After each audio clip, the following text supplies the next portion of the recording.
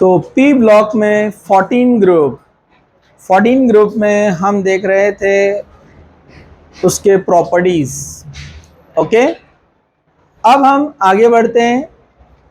Oxides of the carbon, carbon के कुछ oxides है वो हमको अब यहाँ पर देखना है।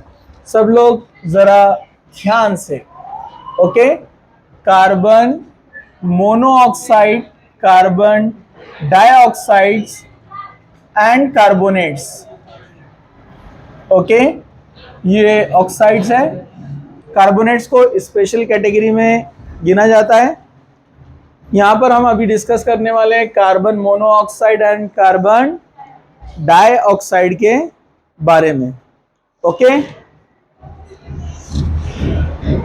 तो थोड़ा सा ध्यान से देखना है, carbon monoxide and carbon dioxide. चलिए, तो पहला हम देखते हैं यहाँ पर carbon monoxide. Carbon monoxide. Okay, carbon monoxide, एक कार्बन है, एक ऑक्सीजन है। प्रिपरेशन, अगर आपको कार्बन मोनोऑक्साइड प्रिपेयर करना रहा तो आप उसको कैसे करेंगे? Okay, preparation carbon monoxide. So it is obtained by the partial oxidation, incomplete oxidation of carbon, जिसको हम कोक बोलते हैं। कार्बन का अगर आप इनकम्प्लीट ऑक्सीडेशन करते हैं, 2 कार्बन 2 ऑक्सीजन 373 केल्विन, तो ये बना देता है 2CO। क्या बनाएगा? 2CO। इसको पॉज कर दें। हाँ, तो यहां पर आप कार्बन का पार्शियल ऑक्सीडेशन यानी इनकम्प्लीट ऑक्सीडेशन करके बना सकते हैं carbon monoxide. It is called incomplete combustion. Incomplete combustion short में लिख रहा हूं मैं, ठीक है। इनकम्प्लीट कंबस्शन, तो कार्बन मोनोऑक्साइड प्रिपेयर हुआ। इसी तरह आप और कैसे बना सकते हैं कार्बन मोनोऑक्साइड को? It can be prepared from carbon and water at high temperature. अगर आप कार्बन को वाटर के साथ ट्रीट करते हैं हाई टेम्परेचर पर, 1200 तक जाएंगे आप, 1200 केल्विन, तो carbon with oxygen forms carbon monoxide and hydrogen gas. This is called water gas. क्या कहते हैं इसको?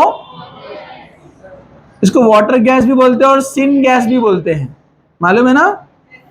सिंथेसिस गैस मतलब सिन गैस। तो ये आपने लिया फर्स्ट वाला, फ्रॉम कार्बन, ऑक्सीडेशन किया है फ्रॉम कार्बन। सेकेंड जो लिया हमने यहां पर, फ्रॉम कार्बन एंड वाटर, और यहां पर कार्बन का क्या किया हमने? Incomplete combustion. ओके, तो इसको कहते हैं वाटर गैस या सिन गैस। थर्ड आप प्रिपेयर कर सकते हैं कार्बन मोनोऑक्साइड को, carbon plus air. What is air? O2 plus N2। Air क्या होता है? O2 plus N2। इससे भी आप बना सकते हैं कार्बन मोनोऑक्साइड। तो यहां पर 2 कार्बन आपको लेना पड़ेंगे, 2 ऑक्सीजन, और ये इन द रेशो यहां पर होता है 4N2, sorry 4N2। 2 carbon 2 oxygen बनाता है 2 moles of carbon monoxide. As it is in the ratio of 2:4, मतलब 1:2। 1:2 रेशो के साथ में नाइट्रोजन उसके साथ ही रहेगा, ठीक है। बट लेकिन वो रिएक्शन नहीं करता है केमिकली, क्योंकि nitrogen is inert in nature. Okay, it is called producer gas. क्या कहते हैं इसको? Producer gas. Okay, carbon monoxide, a very important gas. It is colorless, it is odorless, इसका कलर भी नहीं है, odor भी नहीं है, स्टेट उसका क्या है? Gas, and it is completely insoluble, completely insoluble in water, water में ये सॉल्यूबल नहीं होता है। Okay. Carbon monoxide, carbon monoxide का जो स्ट्रक्चर या उसको आप देखेंगे उसके मॉलिक्यूल को, तो वो ऐसे नजर आएगा आपको। Carbon monoxide C triple bond O, इस तरह से दिखता है आपको। एक्चुअली ये होता कैसे है, कार्बन का एटॉमिक नंबर है 6, जिसको हम लिखते हैं 1s2 2s2 2p2। तो ये ग्राउंड स्टेट में लिखेंगे आप इसको। ये 1s में 2 इलेक्ट्रॉन है, 2s में 2 इलेक्ट्रॉन है, और 2p x में 1 y में 1, और ये क्या है एम्प्टी। और ऑक्सीजन का क्या होता है 8 1s2 2s2 2p4, 8 है ना। तो ये दो 4 हो गए, और वो 4। ये पी में कैसे आते हैं 2 1 1, समझा आपको। तो यहां पर एम्प्टी ऑर्बिटल नजर आती है आपको, अरे एम्प्टी ऑर्बिटल नजर आती है क्या आपको। तो ये एम्प्टी ऑर्बिटल में इलेक्ट्रॉन शिफ्ट हो सकते हैं ना यहां पर, अरे होंगे कि नहीं होंगे। ये एम्प्टी ऑर्बिटल में इलेक्ट्रॉन लोन पेयर जा सकता है, इस तरह से ये बॉन्ड बनाता है। एक्चुअली इसके पास अनपेड इलेक्ट्रॉन 2 है, इसके पास भी अनपेड इलेक्ट्रॉन 2 है, दोनों के पास अनपेड इलेक्ट्रॉन कितने हैं 2। तो कार्बन के पास अनपेड इलेक्ट्रॉन 2 है, और ऑक्सीजन के पास भी अनपेड इलेक्ट्रॉन कितने हैं 2। दोनों के पास अनपेड इलेक्ट्रॉन 2 है, जिससे मिलकर उन्होंने डबल बॉन्ड फॉर्म किया है, समझा।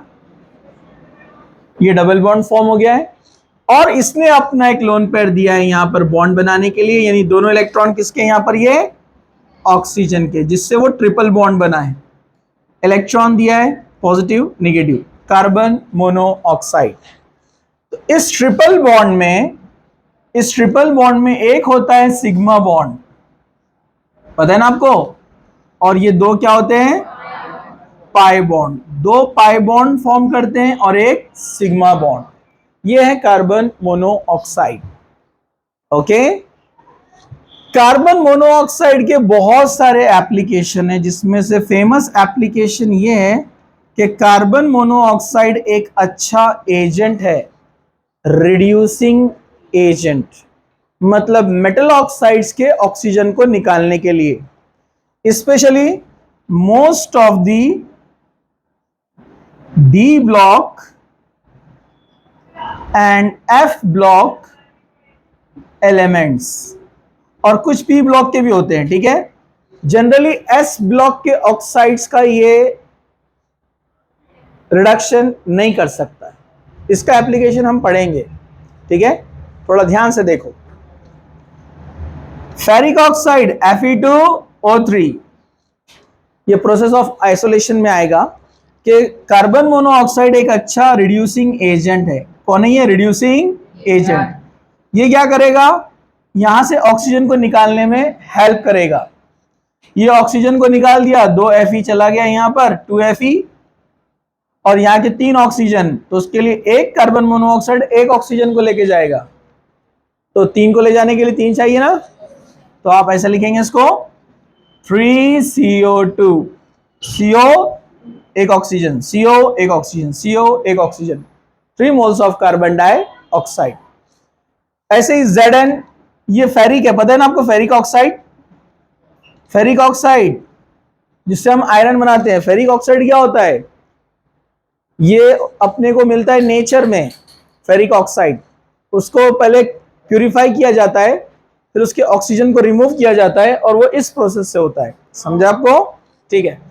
तो यहां पर मेटल्स को प्योर बनाने के लिए, यानी उनके ऑक्साइड को बाहर निकालने के लिए, जब ऑक्सीजन जाएंगे तो क्या होगा, removal of oxygen is called reduction, addition of oxygen oxidation, removal of oxygen reduction किसने किया, CO ने, इसलिए कौन है वो रिड्यूसिंग एजेंट, समझा आपको।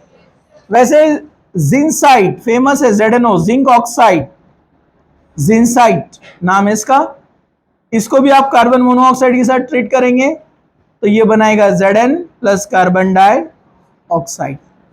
तो ये एक अच्छा रिड्यूसिंग एजेंट है, समझा? ठीक है। So this is about carbon monoxide. Okay, इसको स्टॉप कर दूं।